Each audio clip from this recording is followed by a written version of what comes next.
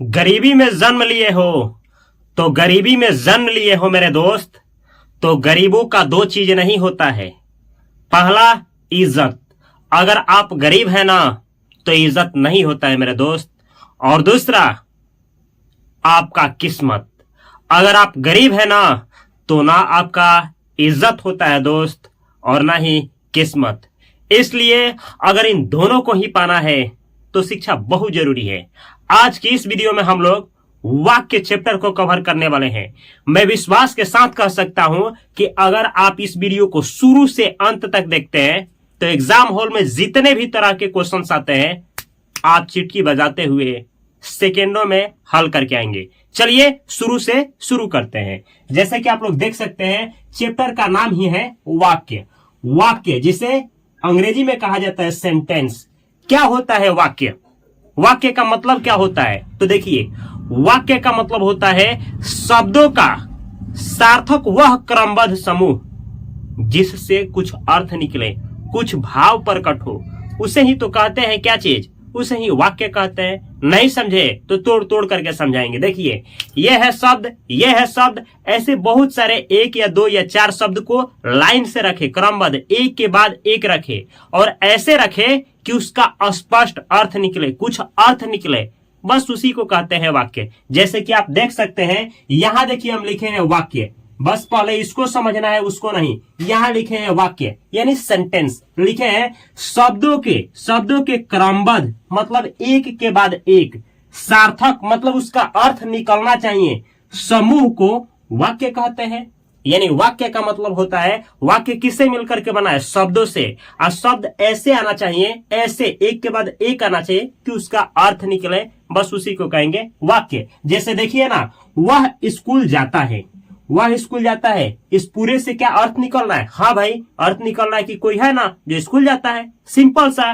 दूसरा वाक्य है राम नहीं पढ़ रहा है, यानी राम जो है वो नहीं पढ़ रहा है, अर्थ निकल रहा है पूरा। लेकिन हम आपसे पूछ रहे हैं कि अगर इसको इधर उधर कर दिया जाए, मतलब है इधर कर दिया जाए, स्कूल उधर कर दिया जाए, जाता यहां ला दिया जाए, वह वहां कर दिया जाए, इधर उधर कर दिया जाए, जिसका अर्थ ही नहीं निकले, तो क्या उसे आप वाक्य कहेंगे? बिल्कुल नहीं, उसे वाक्य नहीं कहा जा सकता है। समझे? तो आशा करते हैं कि वाक्य आपको समझ में आ गया होगा। लेकिन एग्जाम में आपसे ऐसे पूछा जाता है कि वाक्य के मुख्यतः कितने अंग हैं?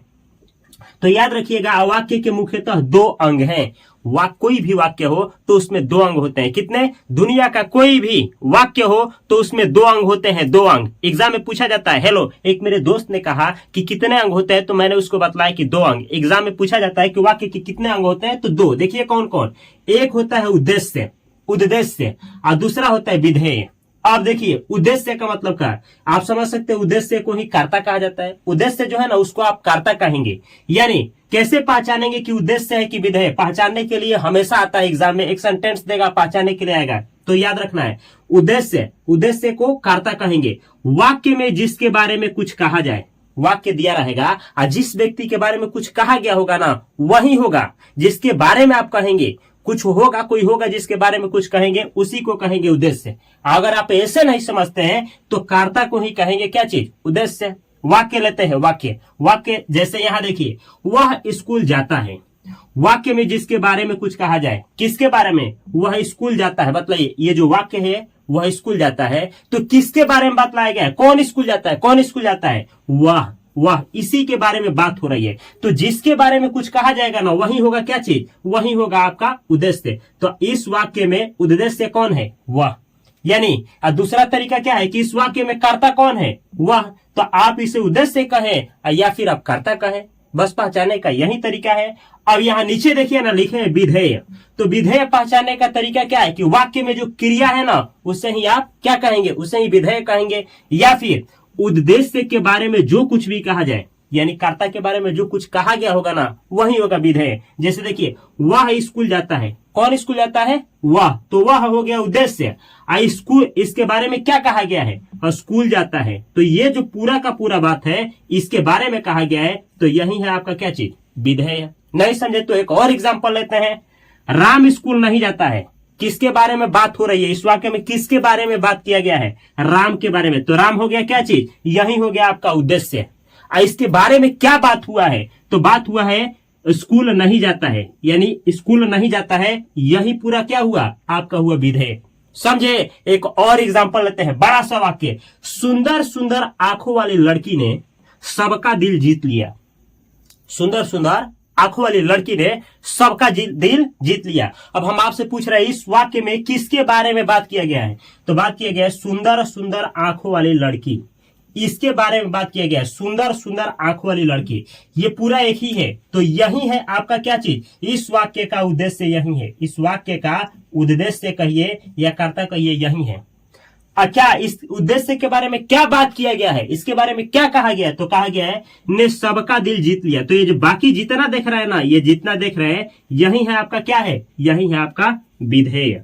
विधेय तो ये एग्जाम में आपको आता है, पहचानने के लिए दिया जाता है। वाक्य दे देगा और पूछेगा कि इसमें कौन उद्देश्य है, कौन विधेय है। तो आप याद रखिएगा पहचानने का तरीका क्या है। हम बोले कि भाई आराम से पहचाना, जो कर्ता होगा वाक्य में उसे उद्देश्य कह देना, और जो क्रिया होगा उसे आप क्या कह देंगे? विधेय कह देंगे। बस आराम से हल हो जाएगा। या आपसे पूछा जाएगा वाक्य के मुख्यतः कितने अंग है, मार करके आइएगा 2।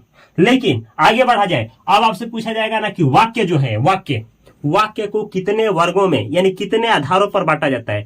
तो वाक्यों को देखिए 3 आधार पर बांटते हैं। पहला ये है, आगे पीछे आप कर सकते हैं। एक आधार है अर्थ के आधार पर, दूसरा है क्रिया के आधार पर, और तीसरा है आपका रचना के आधार पर। याद रखिएगा वाक्य को 3 आधारों पर बांटा गया है। पहला है अर्थ के आधार पर, दूसरा है क्रिया के आधार पर, और तीसरा है रचना के आधार पर। यहां देखिए अर्थ के आधार पर आपसे पूछा जाए वाक्य के अर्थ के आधार पर कितने भेद होते हैं, तो याद रखिएगा कितने? तो 8। यहाँ 8 लिखा गया है। आपसे पूछा जाएगा वाक्य के क्रिया के आधार पर कितने भेद होते हैं, या फिर ऐसे क्रिया के आधार पर वाक्य के कितने भेद होते हैं, तो देखिए 3। कितना मारेंगे? 3। ऐसे ही आपसे पूछा जाएगा रचना के आधार पर वाक्य के कितने भेद होते हैं, तो देखिए रचना के आधार पर वाक्य के कितने भेद होते हैं, तो 3 होते हैं। एग्जाम में यहां से ऑब्जेक्टिव क्वेश्चन पूछा ही जाता है, तो पूछा ही जाता है। चलिए आपसे पूछ लेते हैं, पूछ रहे हैं बतलाइए वाक्य के मुख्य कितने अंग होते हैं, तो 2। एक होता है उद्देश्य और दूसरा होता है विधेय। आपसे पूछा जाएगा वाक्य को कितने आधारों पर बांटा गया है, तो 3। आपसे पूछा जाएगा कि रचना के आधार पर वाक्य के भेद होते हैं, तो कितने होते हैं? 3। आपसे पूछा जाएगा कि क्रिया के आधार पर वाक्य के कितने भेद होते हैं, तो 3।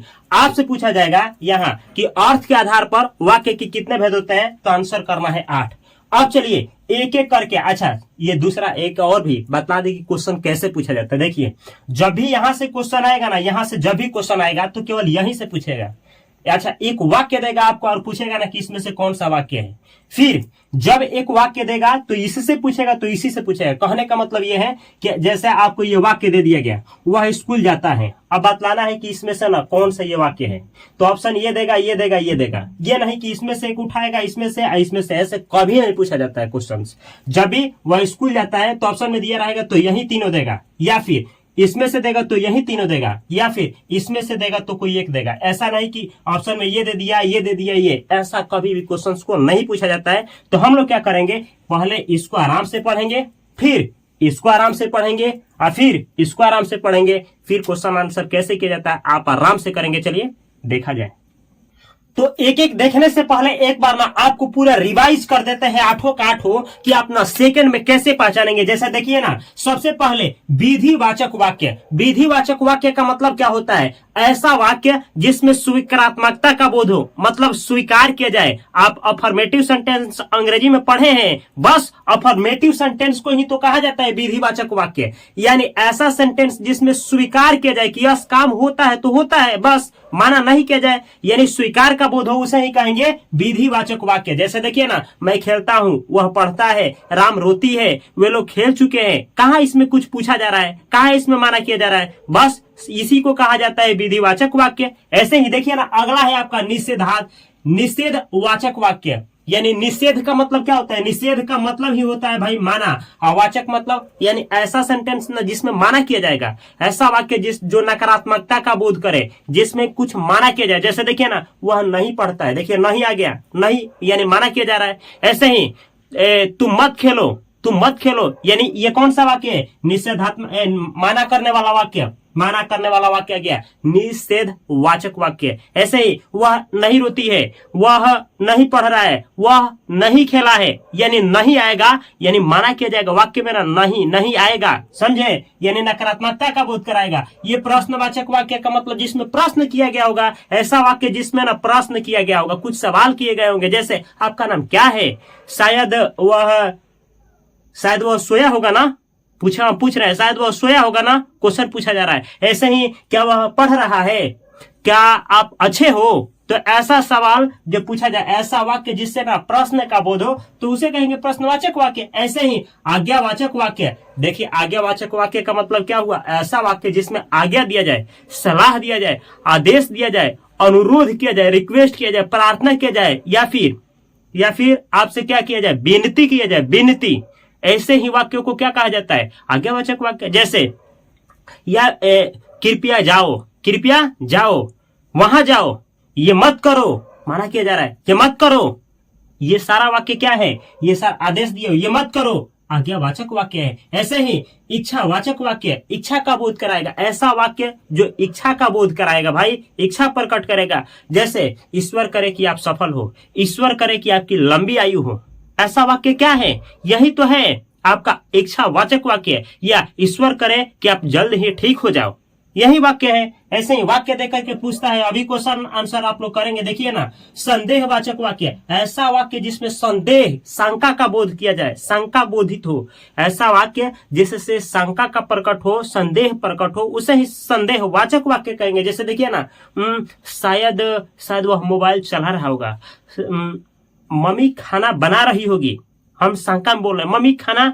बना रही होगी, आप पढ़ रहे होंगे, तो संदेह, शंका जताया जाएगा ना, बस संदेहवाचक वाक्य हो जाएगा। ऐसे ही विस्मयादि बोधक वाक्य, ऐसा वाक्य जिसमें आश्चर्य, दुख, सुख का बोध कराया जाए। जैसे देखिए ना, आश्चर्य का बोध होता है, दुख का बोध होता है, सुख का बोध होता है। ऐसे ही वाक्य को क्या कहते हैं, विस्मयादि बोधक वाक्य। जैसे देखिए ना, जैसे मानिए कि सब लोग, मानिए कि राम नाम का लड़का है और सब कोई जानता है कि पढ़ने में घोचू है, एग्जाम दिया है इस साल, पता चला कि 450 नंबर टॉप कर गया है, तो हमें से बोले राम टॉप कर गया, रामू टॉप कर गया।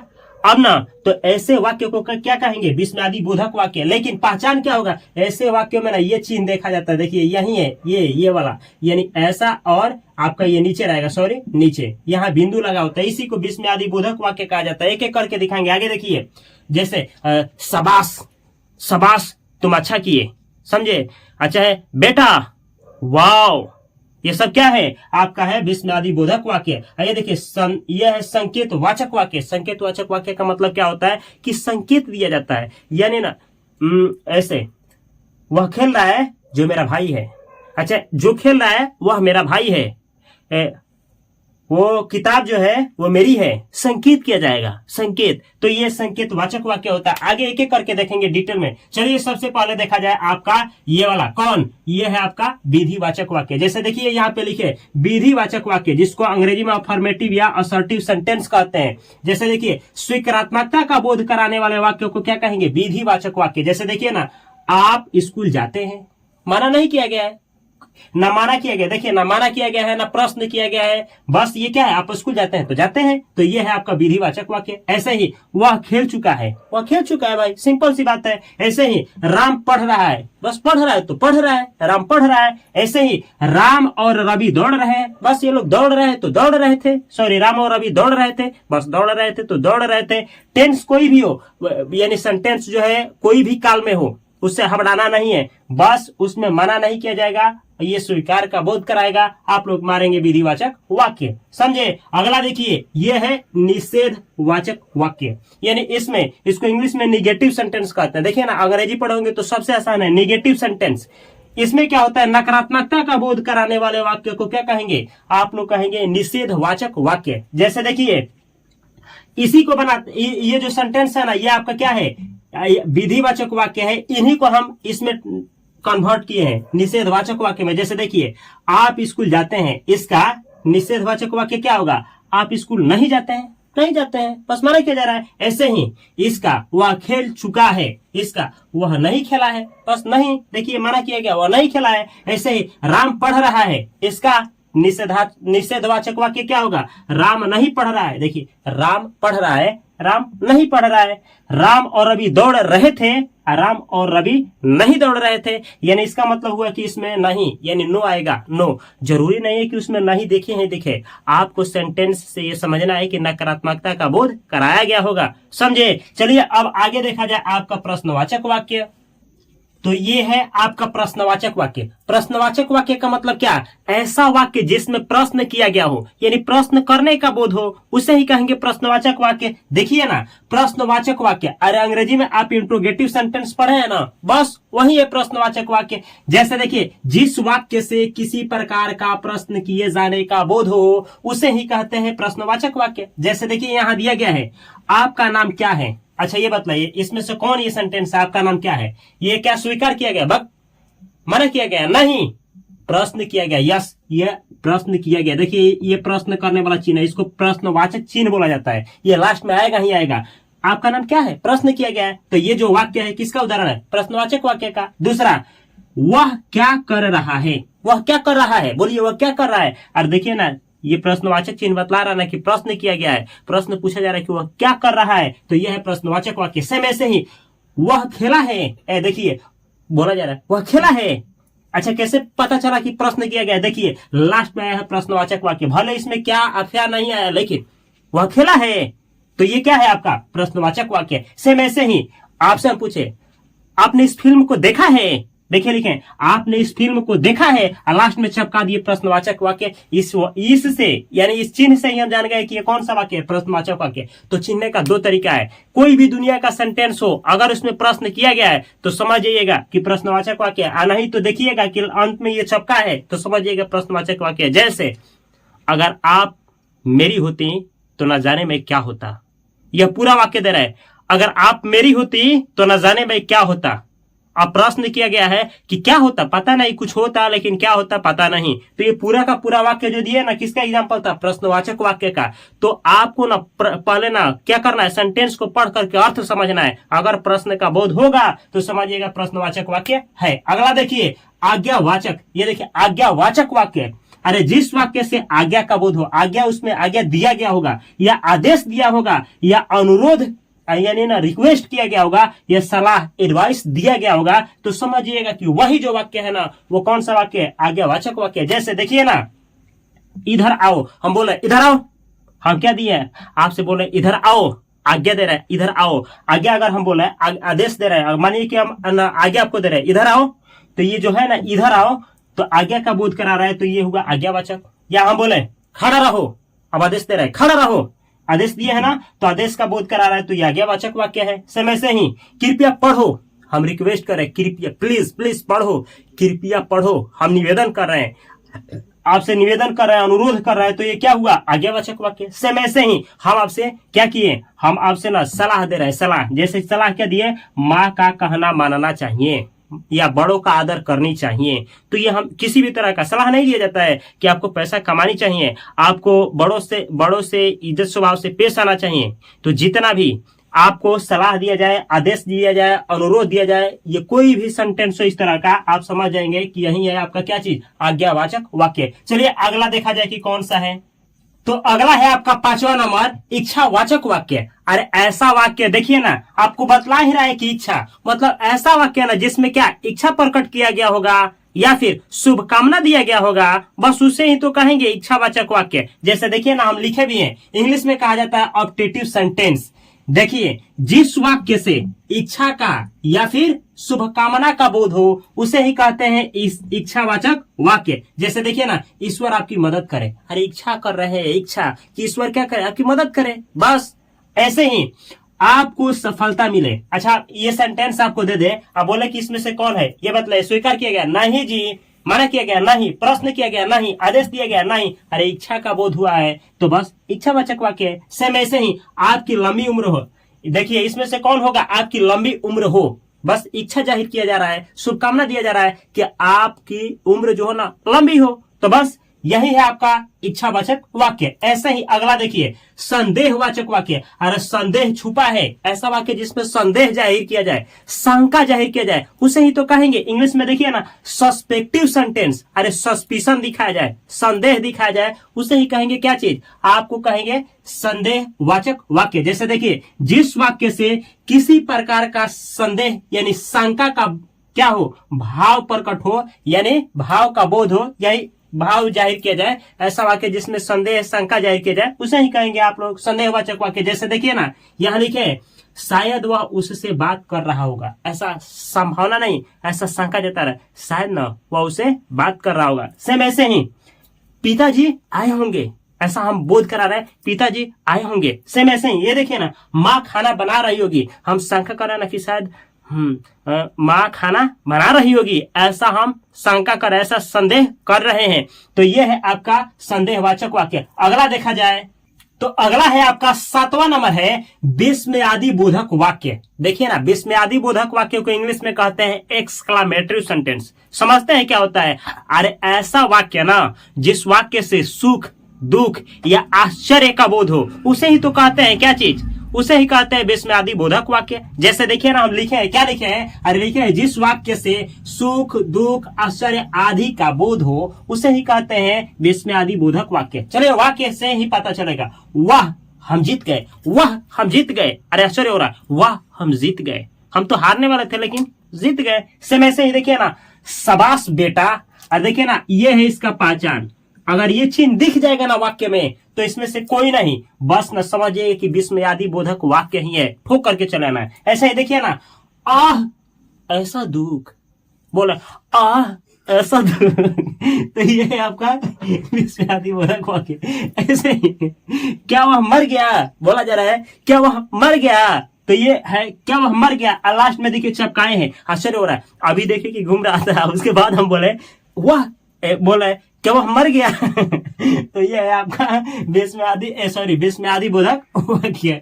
अगला है आपका 8वां संकेतवाचक वाक्य। देखिए, इंडिकेटिव सेंटेंस इंडिकेटिव सेंटेंस का मतलब होता है इंडिकेट किया जाएगा, किसी मतलब ना किसी चीज की तरफ इशारा किया जाएगा, इसमें इशारा संकेत किया जाता है। जैसे देखिए, जिस वाक्य से किसी संकेत या शर्त का बोध हो, शर्त भी आएगा, देखिए या तो शर्त का बोध कराएगा या तो संकेत दिया जाएगा, उसे संकेतवाचक वाक्य कहेंगे। जैसे देखिए ना, यदि वह मेहनत करता तो सफल होता, इसमें शर्त आया है। अरे सफल कब होता, जब मेहनत करता, शर्त है तो समझ जाएंगे कि संकेतवाचक वाक्य है। ऐसे ही जो खेल रहा है मेरा भाई है, अरे जो खेल रहा है ना वह किसका भाई है, मेरा भाई है, संकेत किया जा रहा है, तो यही है आपका संकेतवाचक वाक्य। अब चलिए ना, कुछ क्वेश्चंस जो प्रीवियस ईयर में या फिर पिछले साल कहीं ना कहीं पूछा गया है, इस 8 से क्वेश्चंस कर लिए जाए। एक बार देखते हैं कितने लोग कितना में कितना क्वेश्चन करके दिखाते हैं।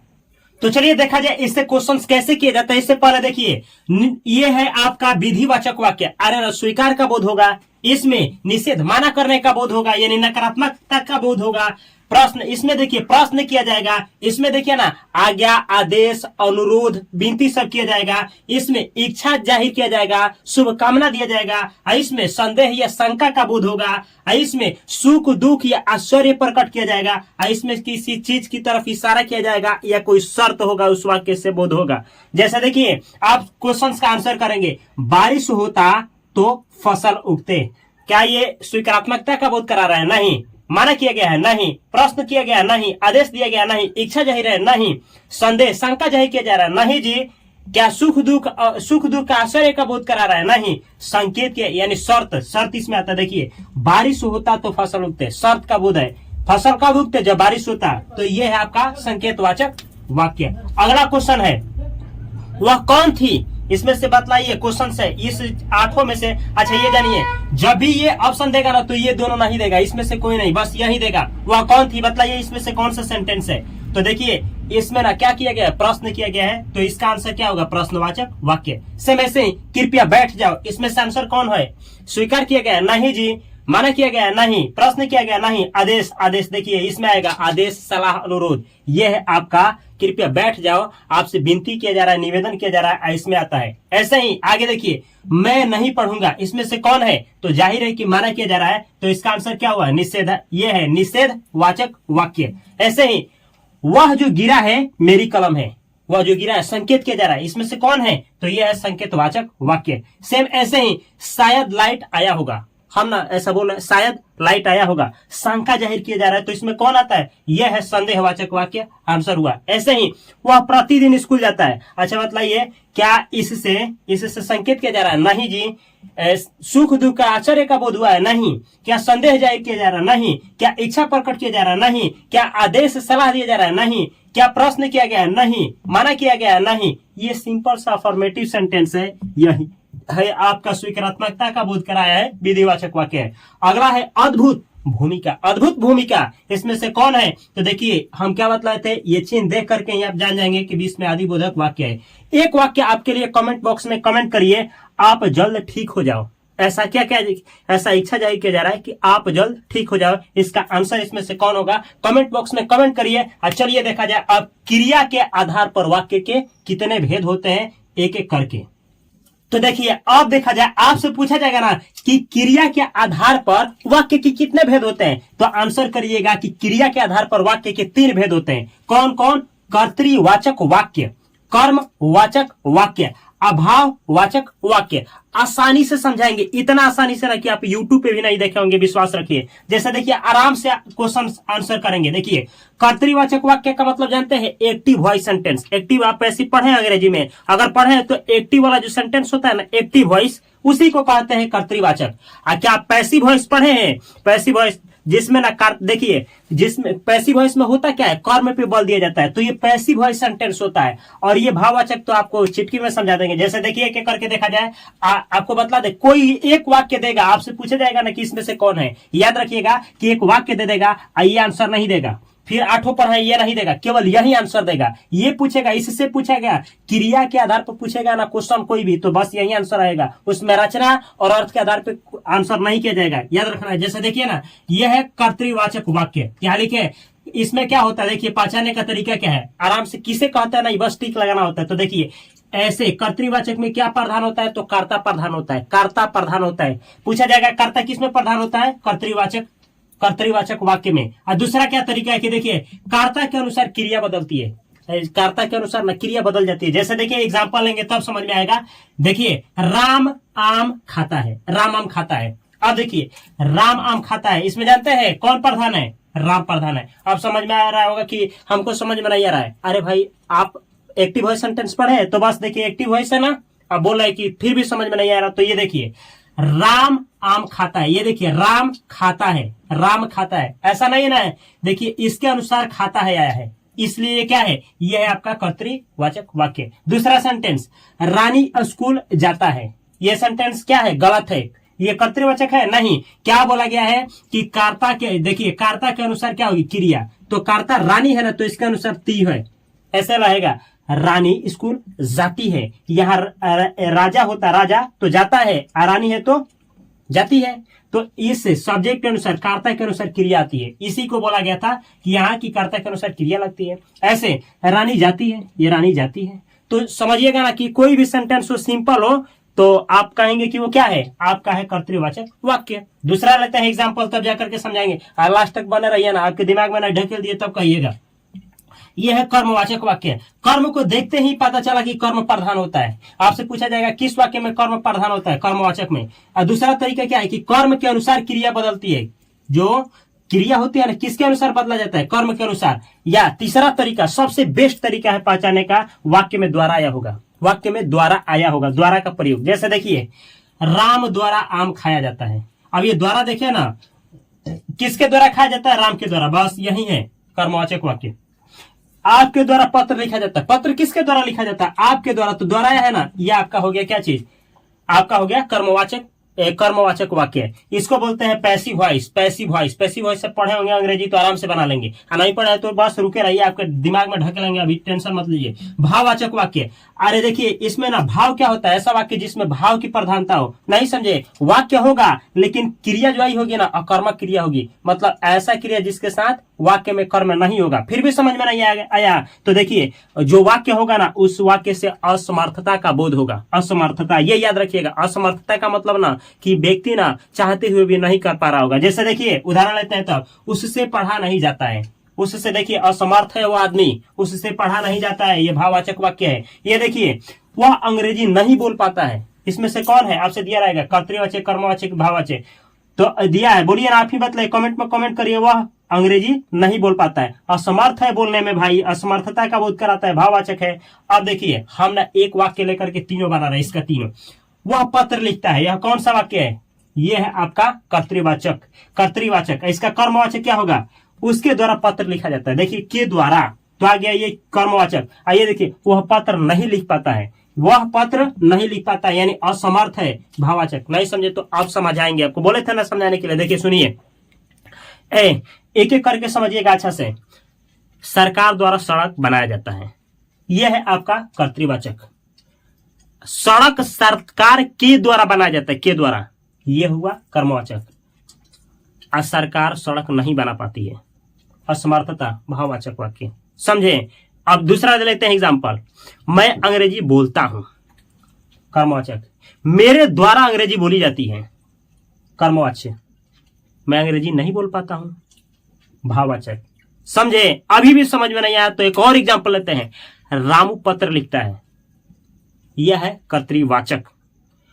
अब इसका रामू के द्वारा पत्र लिखा जाता है, कर्मवाचक।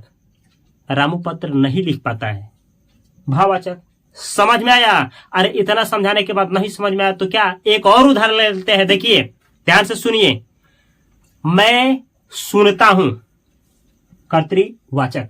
मेरे द्वारा सुना जाता है, कर्मवाचक। मैं नहीं सुन पाता हूं, भाववाचक।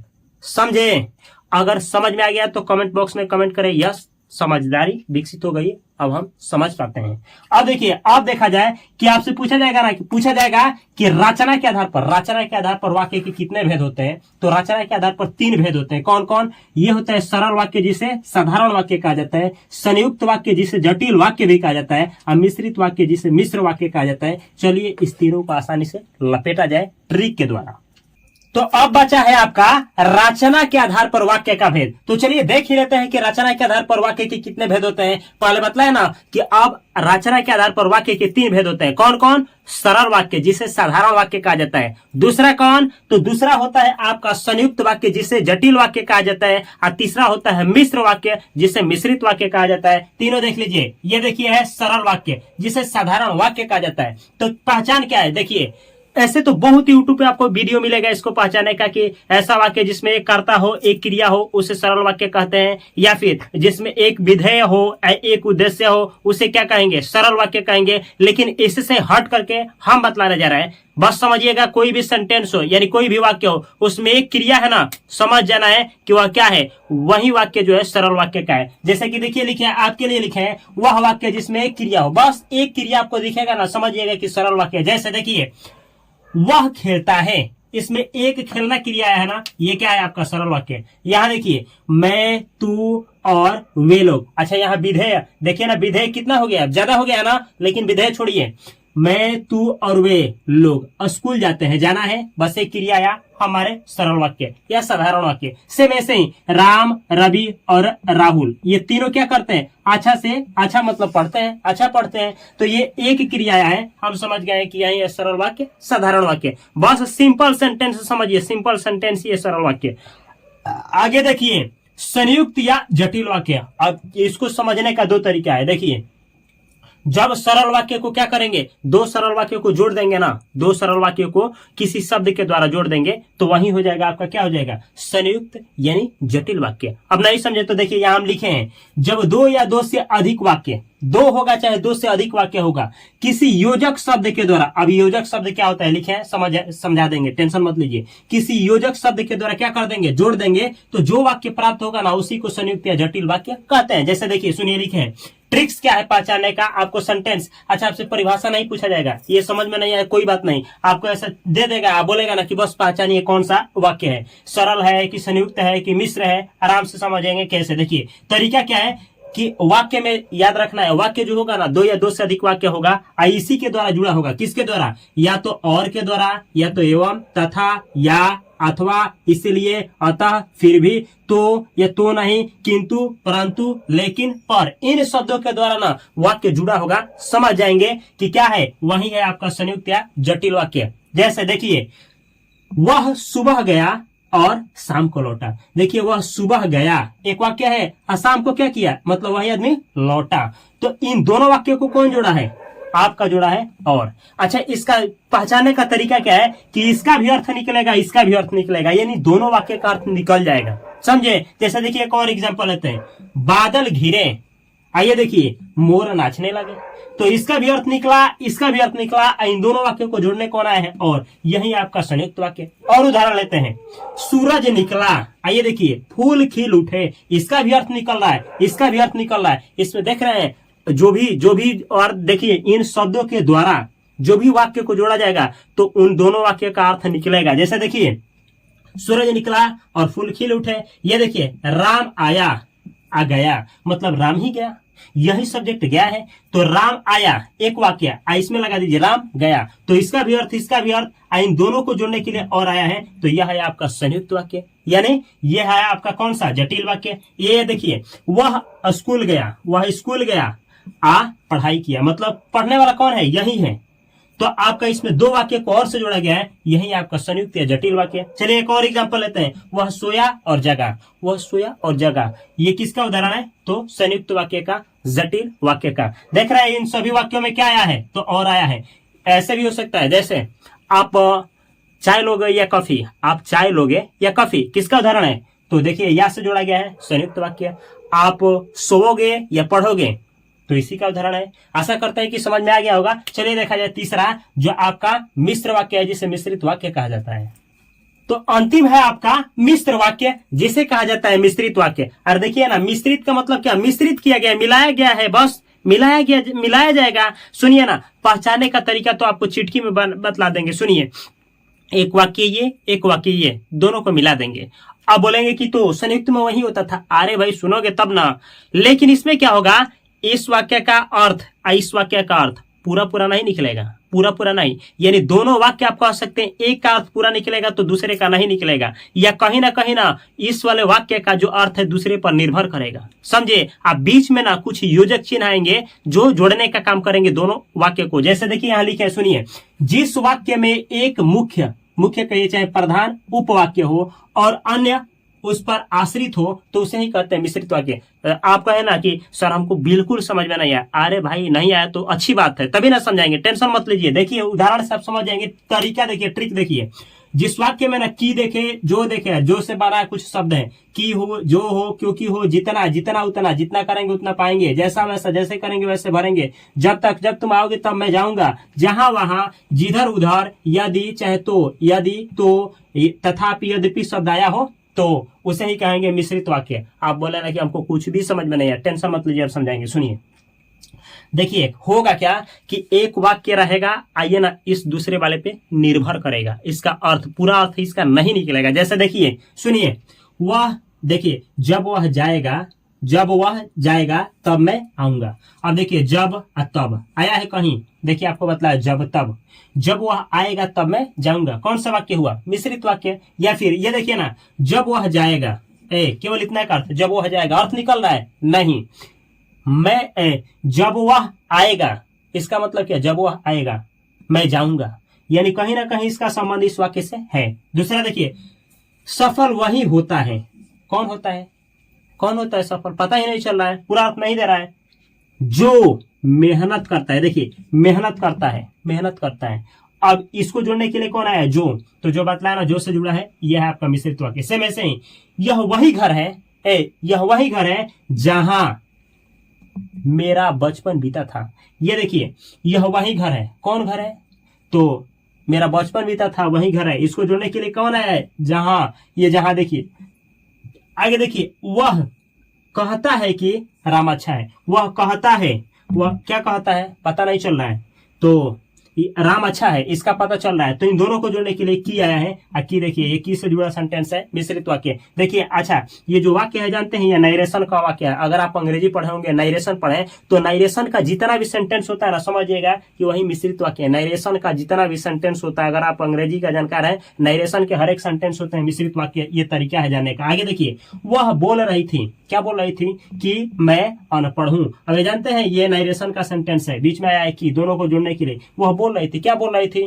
तो इसका अर्थ इस पे आश्रित है, इसीलिए हम यहाँ पे लिखे हैं। देखिए ना कि एक वाक्य रहेगा और दूसरा क्या रहेगा, उसका अर्थ दूसरे पर आश्रित रहेगा, और बीच में जोड़ने के लिए यही शब्द आएंगे, तो आप समझ जाएंगे कि यही है क्या चीज, मिश्रित वाक्य। तो मेरा प्रयास आप लोगों को कैसा लग रहा है? अगर मेरा प्रयास आप लोगों को अच्छा लगा तो इस चैनल को सब्सक्राइब करके बेल आइकन की घंटी को दबा लें, और इसी तरीके से वीडियो देखने के लिए, ग्रामर के हर एक टॉपिक को पढ़ने के लिए, 10th और 12th की तैयारी करने के लिए इस चैनल को सब्सक्राइब करने के साथ यहाँ पे है प्लेलिस्ट, जिसमें ग्रामर के हर एक टॉपिक को अच्छा से समझाएं, कॉपी कलम के साथ देखिए। और फेसबुक, इंस्टाग्राम पे हर एक जगह पर मुझको fast coaching centre by Upendra sir का चैनल है, ज्वाइन करिए। इतना ही नहीं, अगर आप लोग इंग्लिश सीखना चाहते हैं तो my English by Upendra sir, my English by Upendra sir यहाँ पे है।